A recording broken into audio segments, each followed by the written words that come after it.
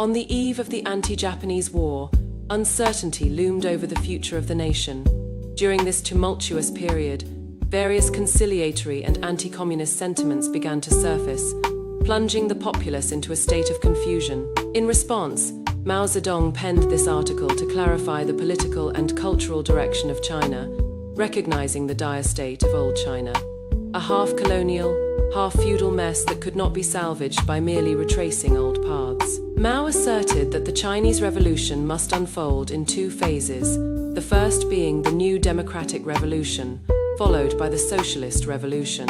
He emphasized that the current revolution in China was no longer a traditional bourgeois democratic revolution.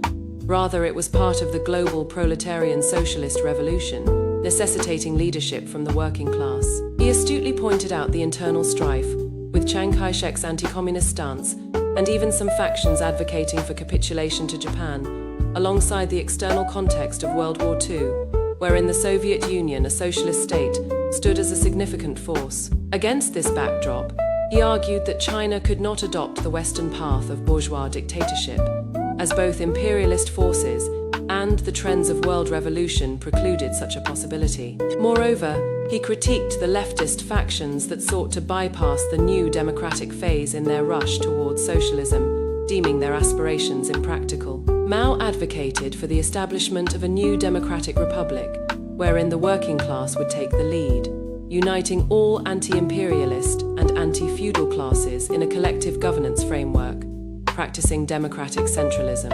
This model diverged from both the authoritarianism of the Kuomintang and the Soviet model, representing a transitional form suited to the conditions of China at the time. Economically, he proposed that major banks, industries, and commerce be state-controlled, while land should be redistributed to peasants, fostering cooperative economies without entirely suppressing private capital, and the development of prosperous peasant economies, thus steering clear of the pitfalls of European and American capitalism. He criticized the obstinacy of the Kuomintang hardliners, who promoted a singular ideology and demanded the Communist Party to shelve its communist principles, asserting that such an approach was fundamentally flawed. He contended that the minimum program of the Communist Party aligned fundamentally with Sunday Yat-sen's 1924 reinterpretation of the three principles of the people: national unification, cooperation with the Communist Party, and support for farmers and workers in their anti-imperialist and anti-feudal objectives.